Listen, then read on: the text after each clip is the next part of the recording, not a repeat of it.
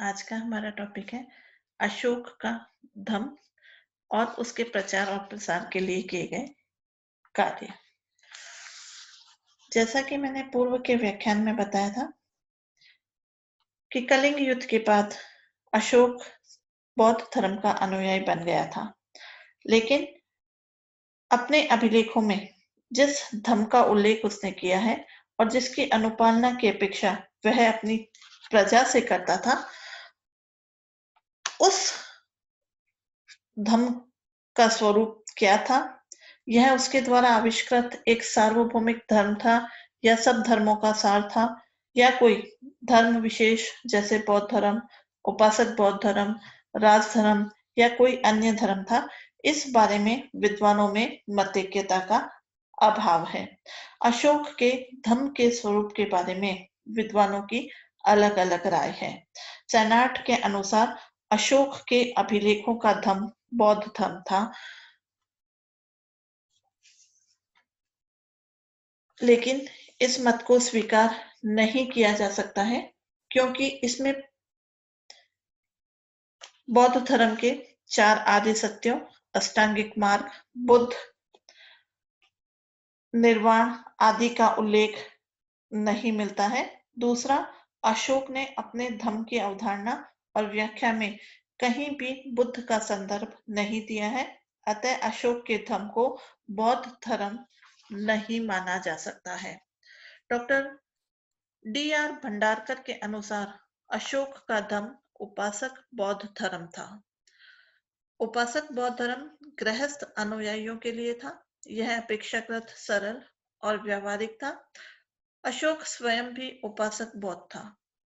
Doctor Bhandarkar के अनुसार विभिन्न बौद्ध सूत्रों में प्रतिपादित उपासक धर्म के सिद्धांत और अशोक के धम्म के सिद्धांतों में हमें समानता दिखाई देती है, लेकिन डॉक्टर भंडारकर के मत को स्वीकार नहीं किया जा सकता है, क्योंकि अशोक के धम्म के सिद्धांत इतने सरल और व्यावहारिक हैं कि उनकी समानता किसी भी धर्म की जा सकती है। हिंदू धर्म में भी इन्हीं सभी तत्वों का समावेश हमें देखने को मिलता है। दूसरा, बौद्ध धर्म का कोई भी रूप हो, चाहे भिक्षु हो चाहे उपासक, बुद्ध की शिक्षाओं को केंद्र में रखकर चलता है, और अशोक ने अपने अभिलेखों में धम्म की परिभाषा के दौरान कहीं भी बुद्ध या बुद्ध वचनों का संदर्भ नहीं दिया है, इसलिए यह स्वीकार नहीं किया जा सकता है। फादर हैरास के अनुसार अशोक का धम्म ब्राह्मण धर्म था, लेकिन अशोक के धम्म में कहीं भी हमें ब्राह्मण धर्म का संदर्भ नहीं मिलता है, इसलिए फादर हैरास के कथन को स्वीकार नहीं किया जा सकता है। फ्लीट के अनुसार अशोक के अभिलेखों में वर्णित धर्म राजधर्म था, जिसका सविस्तार उल्लेख महाभारत में हमें मिलता है, लेकिन फ्लीट के इस कथन को भी स्वीकार नहीं किया जा सकता है, क्योंकि राजधर्म केवल राजा और उसके अधिकारियों के लिए होता है, संपूर्ण प्रजा के लिए नहीं होता है, जबकि अशोक का धम्म संपूर्ण प्रजा के लिए था।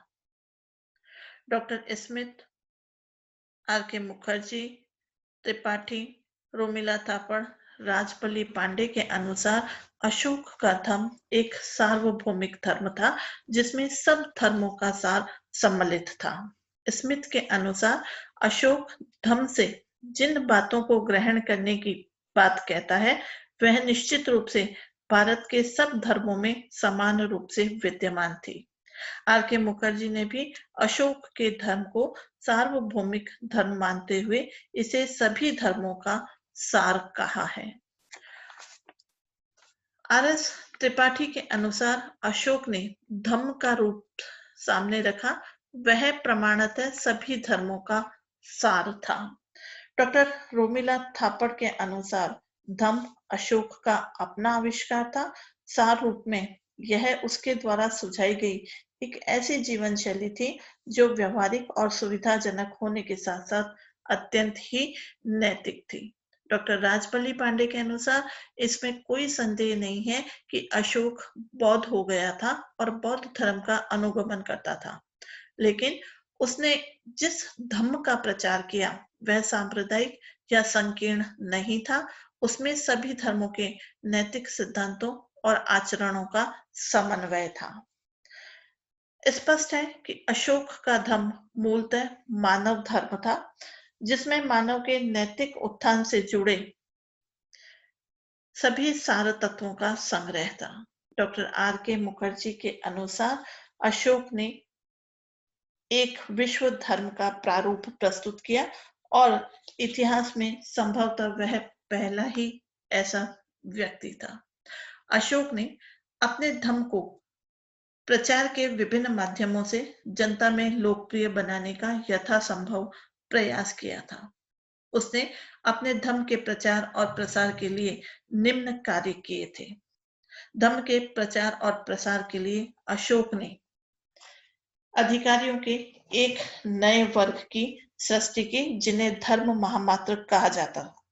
अशोक के 5वें शिलालेख से पता चलता है कि उसने अपने राज्याभिषेक के 13वें वर्ष में धर्म महामात्र नामक अधिकारी की नियुक्ति की थी। इन धर्म महामात्रों के 2 कार्य थे: धर्म की स्थापना करना और धर्म की वृद्धि करना।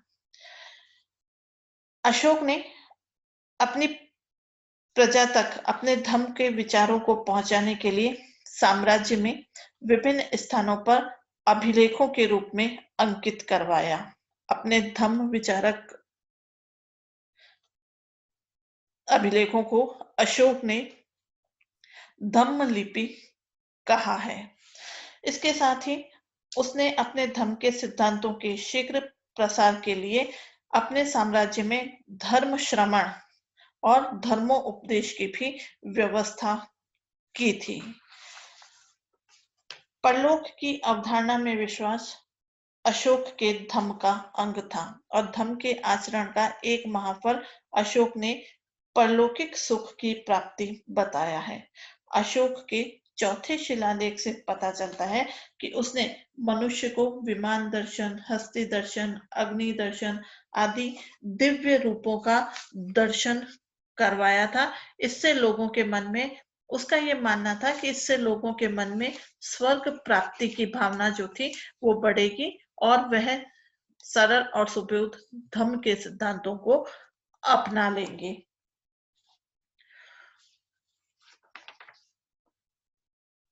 अशोक ने अपने धम्म के प्रचार और प्रसार के लिए